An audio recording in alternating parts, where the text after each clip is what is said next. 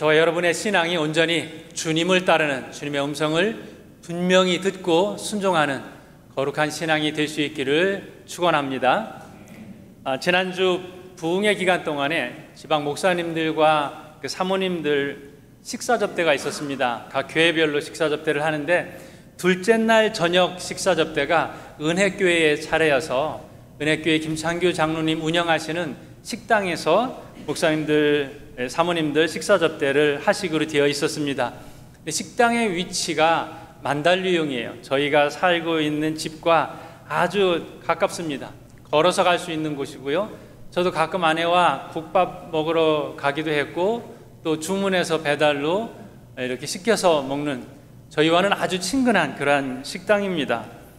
그렇지만 은혜교회와 거리가 좀 있고 저희 집과는 가까운데 예배를 드리는, 집회하는 장소와는 거리가 떨어져 있어서 목사님들이 30분 일찍 모이자 그래서 저녁 식사 시간이 5시였습니다.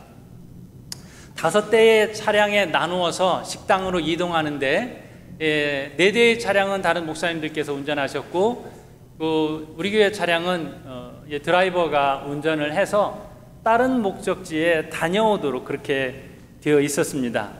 그래서 강사님께서 어학원을 한번 보고 싶다 하셔서 이제 아라네타까지 가서 거기에서 어학원, 우리 장로님 운영하시는 야베스 어학원을 보시고 이제 돌아오는 그러한 여정이었습니다. 내비게이션으로 예상 시간 체크하고 늦지 않게 출발을 해서 다행히 시간에 딱 맞게 식당에 도착했어요. 그래서 만달루용에 있는 식당에 목사님들과 사모님들, 목사님 강사님 일행 몇 분과 제 아내가 거기에서 내렸어요. 식당 위치를 제 아내가 너무 잘 아니까 강사님 안내하고 저는 집이 가까워서 집에 가서 개인 차를 가져오도록 그렇게 일정을 진행했습니다. 그리고 집에 도착해서 차를 가지고 나오려고 하는데 급하게 전화가 왔어요. 무슨 전화냐면 식당이 그 식당이 아니라는 거예요. 너무 당황스러웠죠. 제가 알고 있는 만달루용의 은혜교회 장로님 식당은 그 식당밖에 없는데 다른 데라는 거예요. 가만히 또 생각해 보니까 시티홀 근처에 식당이 하나 더 있어요. 그런데 거기는 한국 사람들이 가는 식당이 아니에요. 은혜교회에서 식사 접대를 하면 제가 아내를 내려준 그 식당에서 식사 접대를 하고 보통 모이면 거기에서 모였거든요. 그리고 새로 오픈한 그 식당은 현지인들만 가지 한국 사람들은 거의 가지 않는 어렴풋하게 맞아 이 근처 어딘가의 식당이었어 이 정도만 알고 있지 거기서 식사 접대하리라고는 제가 전혀 생각을 하지 못했던 것입니다. 왜 그 식당으로 했습니까? 라고 여쭤보니까 조금이라도 집회 장소와 가까이 하느라고 그쪽에서 모시면 좋겠지만 부득불 여기서 식사 접대를 하게 됐다고 말씀을 하시는 거예요. 다른 목사님들은요 너무 다 잘 찾아가셨어요. 시간 전에 다 도착하셨고요. 목사님들 단톡방에 지도 올려주고 식당 이름 올려주고 그러면서 묻는 거죠. 식당 이름이 뭡니까? 어떻게 찾아가야 합니까? 그래서 다른 차량들은 일찍 잘 도착을 했는데 저는 단톡방에 지도가 올라와도 유심히 보지 않았어요. 소위 말해서 눈 감고도 찾아갈 수 있는 곳인데 굳이 볼 필요도 없고 확인할 필요도 없고 어떤 분은 저에게 개인적으로 지도를 보내왔는데 나를 무시하나? 이런 생각이 들 정도로 아주 가볍게 생각하고 지나갔는데 저만 엉뚱한 데로 가게 됐습니다. 왜 이렇게 됐을까요? 너무나도 그 식당을 잘 알고 있는 저만 왜 식당 찾는 데 실패하게 됐을까요? 이미 제 안에 경험이 있어서 그래요. 경험이 무언가를 차단을 해버렸어요. 이미 알고 있던 정보가 정확한 위치를 찾는 데 실패하게 만들었습니다. 들을 필요도 없다. 확인할 필요도 없다. 이게 뭐냐면 제가 겸손하지 못했던 것이죠. 어떻게 보면 누구나 다 그렇게 될 수도 있겠지만은 그래서 하나 깨닫게 됐습니다. 아는 길도 물어가야 되는 거 맞고요. 너무 잘 안다고 자만하고 교만한 거 우리가 너무 잘 알기 때문에 실패하고 틀릴 수 있다, 이런 생각을 하게 됐습니다. 자, 우리는 내가 잘 알아, 내가 너무 익숙해, 그러면서 무언가를 차단하고 있지는 않은지. 여러분 신앙생활 오래 하셨죠? 그 성경 좀 알고 계시죠? 교회 생활 오래 하셨죠? 정말로 하나님의 뜻에 딱 맞게, 하나님의 마음에 딱 맞게 신앙생활 하고 계신가요? 신앙생활 잘 하기로는 엘리 제사장이 제사를 드리는 데 있어서 90년을 했습니다. 이때 80년 정도 했을지 모르겠어요. 내가 제사는 너무나도 잘 드려, 예배는 내가 잘 드리는 사람이야 라고 했는데 하나님의 음성이 그에게 들리지 않았으면 그는 실패한 제사장 아닐까요? 우리가 하나님의 음성을 내가 잘 듣는다고, 내가 예배 생활 잘 한다고, 신앙 생활 잘 한다고 여기면서 주일 성수 꼬박꼬박 하면서 예배를 드렸는데 우리의 인생 종착역에서 너 길 잘못 들었어, 내가 원하는 것은 그것이 아니었어 라고 하나님의 심판이나 평가를 받는다면 그때 우리는 어떻게 되돌릴 수 있을까요? 자, 오늘 사무엘이 하나님 앞에서 주의 종이 듣겠나이다, 이 말씀이 저와 여러분에게 적용이 됐으면 좋겠어요. 듣겠나이다 라고 하는 것은 내 경험을 차단하고 하나님의 음성을 듣겠습니다. 내 고집도 있고 내가 하고 싶은 것도 있지만 그거 내려놓고 하나님께서 정말로 원하시는 그 방향대로 한번 나아가 보겠습니다. 이 자세로 우리가 말씀을 읽고 들어야 될 줄로 믿습니다. 여기서 우리가 알아야 될 것은 무엇인가 하면요, 그 시대는 어떤 시대냐라고 하는 것이에요. 1절에 이렇게 말씀이 기록되어져 있습니다. 자, 사무엘상 3장 1절에 아이 사무엘이 엘리 앞에서 여호와를 섬길 때에는 여호와의 말씀이 희귀하여 이상이 흔히 보이지 않았더라. 어떤 시대냐면요, 여호와의 말씀이 희귀하여 이상이 흔히 보이지 않았더라. 하나님의 말씀이 사람들에게 제대로 들려지지 않았던 때예요. 시대가 그랬어요. 시대가 제사장이든 어떤 사람이든 다 하나님의 말씀에 귀를 기울이지 않던 그런 시대였습니다. 다 그렇게 살았어요. 나만 그런 게 아니에요. 다 그렇게 살았어요. 왜 이렇게까지 됐을까요? 이때가 사사시대예요. 사무엘상 3장의 시대가 아직 사사시대예요. 그러면 사사시대가 어떠했는가를 알려면 사사기 21장 25절 맨 끝절 사사기를 닫으면서 어떤 말씀을 기록되어져 있는지를 보면 알 수 있어요. 자, 사사기 21장 25절에 이렇게 기록되어져 있습니다. 그때에 이스라엘에 왕이 없으므로 사람이 각기 자기의 소견에 옳은 대로 행하였더라. 사람들이 어떻게 살았냐면요, 자기들 하고 싶은 대로 살았다라고 하는 거예요. 하나님의 거룩한 백성들이에요. 하나님께서 인도하시는 선민이에요. 하나님의 백성들이라고 하는데 그들이 어떻다고요? 구별되지 않았다는 거예요. 차이가 나지 않았다는 거예요. 믿음의 백성인지 믿지 않는 백성인지, 교회 안에 있는 사람인지 교회 밖에 있는 사람인지 전혀 구별되지 않고 교회 밖에 있는 사람들처럼 자기들 하고 싶은 대로만 했다라고 하는 거예요. 이것이 소견에 옳은 대로 행하였다라고 하는 이 말에 담긴 뜻입니다. 그러면 사사시대만 이런가요? 지금 시대는 괜찮을까요? 지금 시대도 마찬가지 아닐까요? 사람들이 자기 하고 싶은 대로만 하잖아요. 자기 듣고 싶은 대로만 듣잖아요. 내가 원하는 것, 물질 만능주의로, 경제가 굉장히 중요해요. 그것도 우리 집만, 남은 상관이 없는 거예요. 남이 아프든 아프지 않든 개인주의가 팽배해졌습니다. 어떻게 저렇게 자기만 알고 자기 자녀만 알고 남들은 배려하지 못하고 공공질서 무시하고 이렇게 살아가냐 말입니다. 이것이 인간의 베이스에 담겨져 있는 그러한 부분이에요. 사사시대 이렇게 했고요. 소돔과 고모라 때도 이렇게 살았습니다. 바벨탑 만들던 그런 시대에도 이렇게 살았습니다. 노아의 시대에도 이렇게 살았습니다. 하나님의 심판이 있을 때는 다들 그렇게 살았습니다. 그러면 오늘 우리가 하나님의 음성을 무시하고 자기 하고 싶은 대로 마음대로 살아간다면 여러분 어떤 경고의 메시지를 우리가 들어야 돼요? 하나님의 심판이 가까이 왔다라고 하는 것입니다. 그렇기 때문에 우리는 세상의 즐거운 소리, 세상의 유혹의 소리에 귀를 기울이지 않고 하나님께서 정말로 우리에게 들려주시고자 하시는 그 소리에 귀를 기울여야 한다는 것입니다. 누가 그렇게 했습니까? 사무엘이 그렇게 했습니다. 자, 사무엘이 이제 처음으로 하나님의 음성을 듣습니다.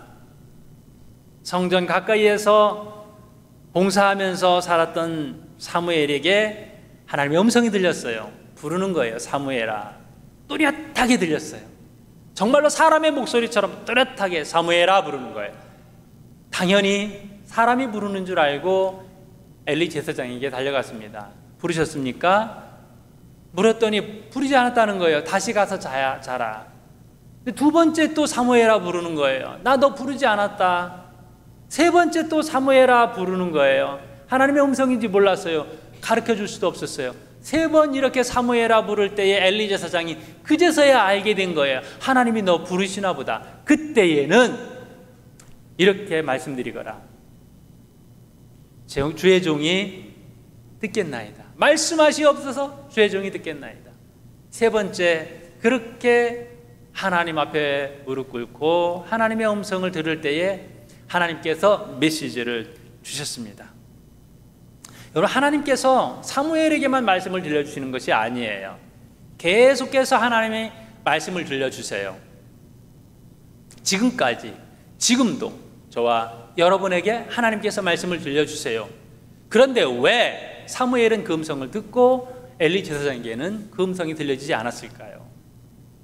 엘리 제사장이 몇 가지 잘못한 것이 있어요. 하나는요, 하나님 음성 듣기를 쉬었다는 거예요. 처음에 그는 하나님의 음성을 들었을 거예요. 그러니까 알려주죠. 아, 그거 하나님의 음성이야. 그때에는 주의 종이 듣겠나이다 이렇게 말하는 거야. 지금은요, 지금은 본인에게 이 메시지가 들려지지 않습니다. 그저 방법만 알 뿐이에요. 그런 것이 있었어 정도 과거의 경험으로만 알고 있을 뿐이에요. 엘리 제사장은 굉장히 육신 중심으로 나갔던 사람입니다. 제사를 드릴 때에도 재물을 탐하고 자식들이 재물을 탐하는 데에서도 그냥 내버려 두고, 왜요? 아버지가 그러니까 그대로 자식도 배우는 것이죠. 나중에 어떻게 죽는지에 대해서 지난주에 우리가 말씀을 함께 봤습니다. 사무엘상 4장 18절의 말씀에 이렇게 기록이 되어져 있어요. 하나님의 괴를 말할 때에 엘리가 자기 의자에서 뒤로 넘어져 문 곁에서 목이 부러져 죽었으니 나이가 많고 비대한 까닭이라. 나이가 많은 것은 어쩔 수 없다 하더라도 비대한 까닭이라. 예, 이만큼 그가 하나님 앞에서의 거룩한 일을 게을리했다라고 볼 수 있겠습니다. 그리고 또 하나 엘리 제사장이 잘못한 것은 이거라고 생각해요. 이미 들려진 하나님의 말씀을 거부했기 때문이죠. 자, 오늘 사무엘에게 들려진 말씀이 뭐였냐면요, 너희 가정 멸망할 거예요. 엘리의 가정은 망할 것이다. 이것이 엘리 가정 이야기인데 엘리 가정에게 들려지지 않고 사무엘에게 들려져요. 우리 집 이야기인데 하나님께서 나의 집 이야기를 할 때 나에게 직접 말씀을 해주시면 좋겠는데 나에게 이야기하지 않고 다른 사람을 통하여서 내 집 망하는 이야기가 들려지게 됐어요. 왜요? 엘리 제사장에게 말해봤자 소용이 없으니까. 전에 분명히 하나님께서 엘리 제사장에게 경고를 하셨을 거예요. 너 자식 교육 그렇게 시키면 안 된다. 너 따끔하게 교육시켜야 돼. 그렇게 제사장 역할을 하게 하면 안 돼. 노라고 말할 수 있어야 돼. 하나님 앞에 드리는 제물 함부로 건드리면 안 돼. 그건 거룩한 것이야. 거룩을 가르쳐야 돼. 근데 그러지 마. 이 정도로만 하고 맞췄을 거예요. 그러니까 엘리 제사장이 하나님이 말씀하심에도 불구하고 이 말씀을 듣지 않으니까 이제 누구에게 전해요? 사무엘에게 이 말씀을 전하게 된 것입니다. 자, 심판의 메시지를 한번 볼까요? 3장 13절의 말씀인데요. 내가 그의 집을 영원토록 심판하겠다고 그에게 말한 것은 그가 아는 죄악 때문이니 이는 그가 자기의 아들들이 저주를 자청하되 금하지 아니하였음이니라. 뭐라고요? 그가 아는 죄악 때문이니. 엘리도 안다는 거예요. 그런데 금하지 않았다는 거예요. 맨 마지막에 뭐라고 되어 있어요? 금하지 아니하였습니다.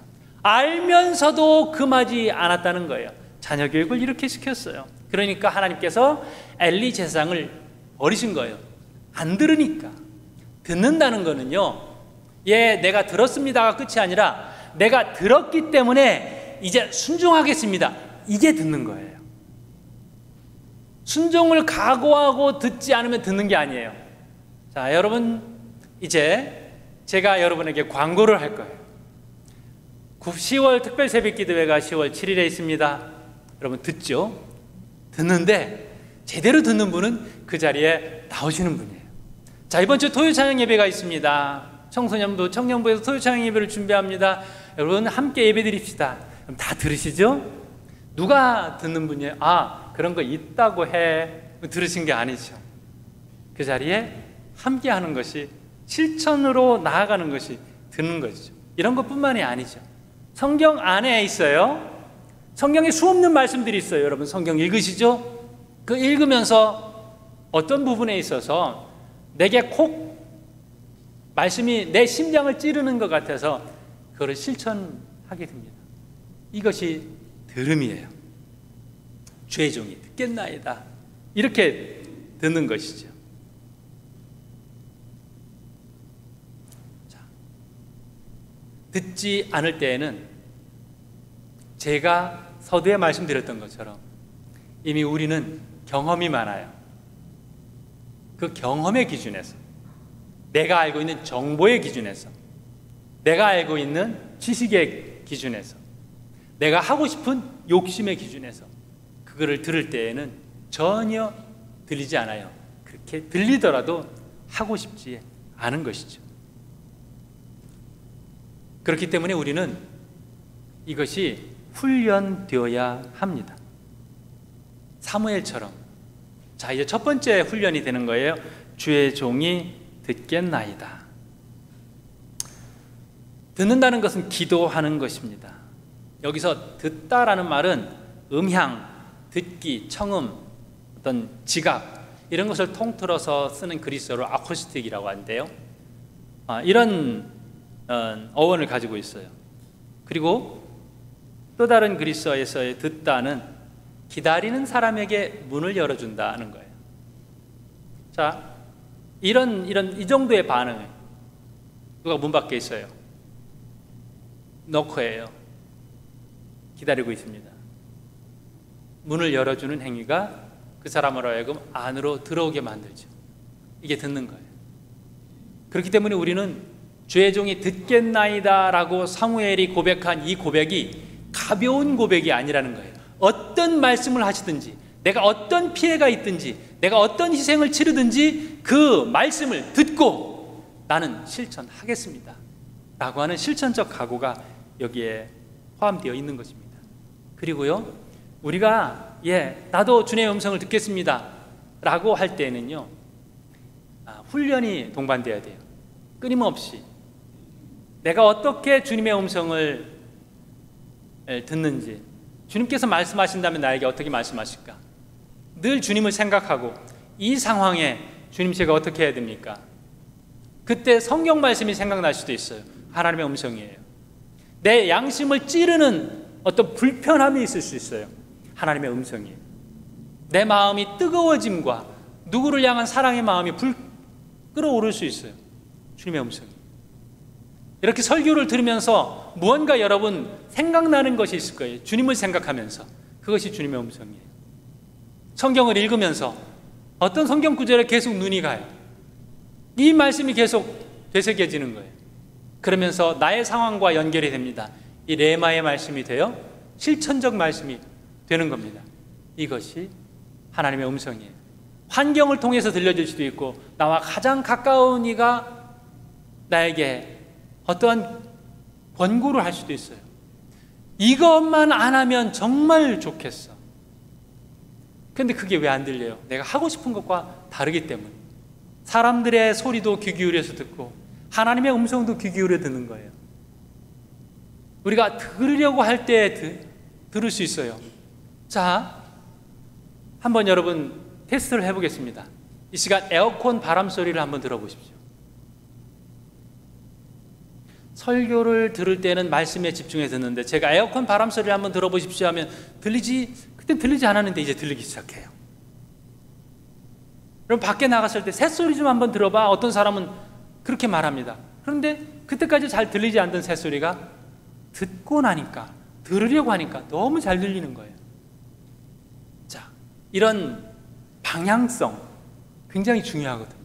들으려고 하고 계속 듣는 훈련을 하고, 정말 중요한 것은요, 하나님의 음성이라고 들려진 것을 실천해 보는 거예요. 순종해 보는 거예요. 순종해 보지 않은 사람은 하나님의 음성이 뭔지 몰라요. 그게 어떻게 하나님의 음성인지 아닌지 구별할 수 있어요? 난 알아요 라고 자신 있게 말할 수 있는 분은 순종해 본 경험이 있어요. 실천해 본 경험이 있어요. 그러니까 하나님의 음성이 이제 그 다음에 더 잘 들리게 되는 것입니다. 그래서요, 사무엘이 어떻게 살았냐면요, 이때부터 나이 들어서까지요 계속 하나님의 음성을 듣습니다. 맨 나중에 이런 고백을 해요. 내가 기도하기를 쉬는 죄를 결코 범하지 않겠다. 왜 이런 고백을 할 수 있어요? 그 기도를 어렸을 때부터 계속 해온 거예요. 하나님의 음성을 계속 들어왔어요. 그리고 나는 이걸 쉬지 않겠다 라고까지 하게 된 것입니다. 그래서 사무엘 선지자는 하나님과 끊임없이 소통했던 그러한 믿음의 선지자였던 것입니다. 제가 10여 년 전에 읽었던 책 가운데에 빌 하이베스 목사님의 주의 음성이라는 책이 있습니다. 영어 원제는 The Power of Whisper예요. 원제로 제목을 생각하면 확 와닿습니다. 하나님의 음성이 어떤 강력한 그런 메시지이기보다는 속삭임처럼 우리에게 들리는 것이 많다는 것입니다. 이 하이베스 목사님이 어렸을 때 선생님으로부터 말씀을 한 구절 한 구절 이렇게 듣는, 그러니까 교회 학교처럼 이렇게 모여서 듣는 시간을 가졌습니다. 그리고 그걸 잘 새겨서 들으면 빨리 나가서 야구를 할 수 있었어요.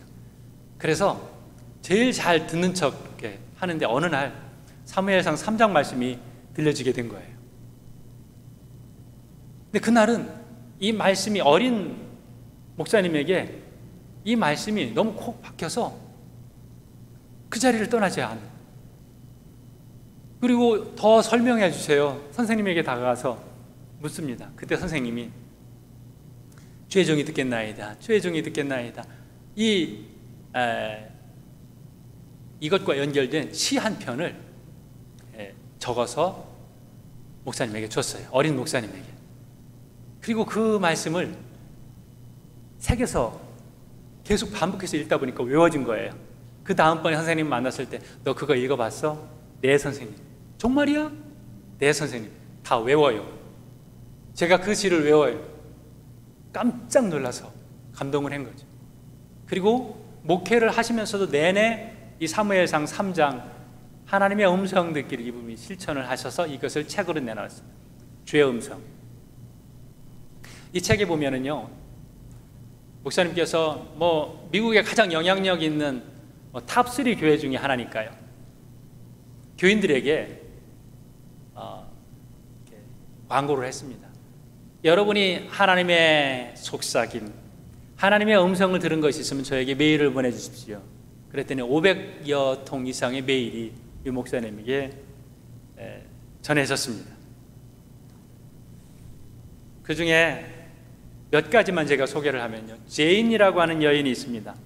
남편과 사별해서 너무 고통스럽습니다. 눈물로 밤을 지새우는 거예요. 그런데 어느 날 하나님께서 다가오셔서 이 제인이라는 여인의 영혼을 달래주십니다. 그때 그 음성은 이것이었습니다. 제인, 넌 혼자가 아니야. 너무 짧은 이 말씀이 이분에게 엄청난 위로를 전했어요. 넌 혼자가 아니야. 그래서 이 한마디의 음성이 외로울 때마다 이분에게 방패가 되었다는 거예요. 그런가 하면 트로이라고 하는 남자가 오토바이를 타고 헬스클럽에 가는 과정 속에 사고가 났습니다. 두개골 골절, 뇌손상을 입는 큰 사고였습니다. 누가 구조하러 왔는지 전혀 나중에 기억이 없어요. 그런데 딱 하나의 기억이 있는데 어떤 여자가 굉장히 부드럽게 이렇게 그 뇌를, 그 머리를 잡고서 구급차가 올 때까지 기다리고 이렇게 있었습니다. 그것만 어렴풋이 생각이 나요. 이때 이분에게 떠올랐던 성경 구절 하나가 시편 3편 3절이에요. 여호와여, 주는 나의 방패시요 나의 영광이시요 나의 머리를 드시는 자신이다. 이 머리를, 깨어진 머리를 어떤 사람이 이렇게 치료를 해준 건 아니잖아요. 잡고 있는 그것이 주님은 나의 머리를 드시는 자네이다. 이것이 그에게 들려진 하나님의 음성이었어요. 그런가 하면 도나라고 하는 여인이 이런 경험을 합니다. 남편이 이제 건축 리모델링 일을 하는데 거기 경기 침체 때문에 너무 잘 되지 않습니다. 그리고 이 부인도 직장에서 이제 더 이상 직장 생활을 할 수 없게 됐습니다. 매일매일 고지서가 날아오고 어떻게든 살아갈 수 있는 방법이 없어요. 너무 힘든데요. 그 힘든 상황 가운데에서 매일매일 신경이 곤두서 있습니다. 그때 하나님의 속삭임이 이 여인에게 들려집니다. 이 여인에게 들려진 속삭임은 이거였어요. 그만 애써라. 그만 애써라. 지나치게 열심히 일하는 것을 그만해라. 이 상황을 고치려고 애쓰지 마라. 남편을 고치려고 애쓰지 마라. 그만 애쓰고 나를 믿어라.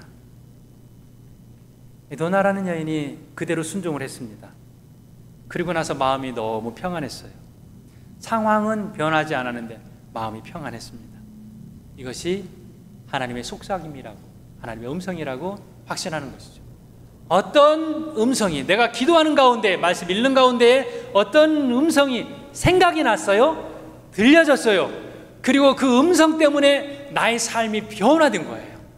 내 삶이 이제 더 이상 불안해하지 않습니다. 더 이상 방황하지 않습니다. 그리고 하나님을 더 강력하게 붙잡게 되었고 흔들리지 않게 됐습니다. 지금도 저와 여러분의 삶 가운데에서 하나님께서 속삭이는 줄로 믿습니다. 때로는 말씀을 통하여, 때로는 양심을 통하여, 때로는 사람을 통하여, 때로는 상황을 통하여 하나님께서 말씀해 주세요. 우리는 들으려고 해야 합니다. 하나님께서 들려주시는 그 음성에 내가 순종하겠습니다. 주님께서 기뻐하시는 대로 내가 살아보겠습니다. 우리가 결단하고 나아갈 때에 주님께서 우리를 분명히 인도해 주실 줄로 믿습니다. 그 음성 따라 순종하고 또 그 음성 따라 승리하는 저와 여러분이 되시기를 주님의 이름으로 축원합니다. 기도하겠습니다.